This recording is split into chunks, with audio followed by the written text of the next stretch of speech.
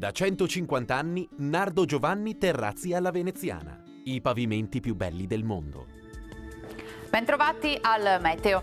Le condizioni meteorologiche cambiano drasticamente sull'Italia. La perturbazione atlantica infatti causerà un tempo instabile ancora per qualche giorno. Vediamo il dettaglio di giovedì 31 marzo.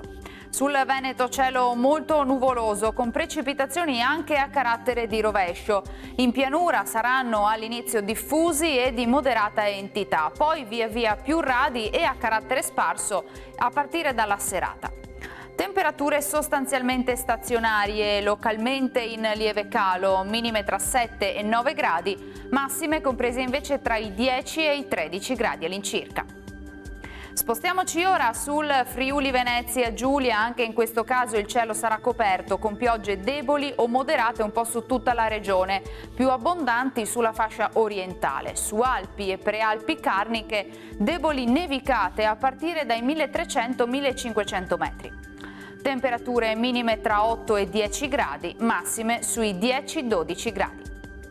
Infine diamo uno sguardo alla situazione del Trentino Alto Adige, poche novità, anche qui il tempo rimane perturbato con rovesci frequenti, localmente anche forti.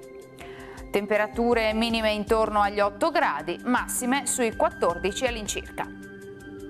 Dal Meteo di Antena 3 per ora è tutto, grazie per l'attenzione, arrivederci.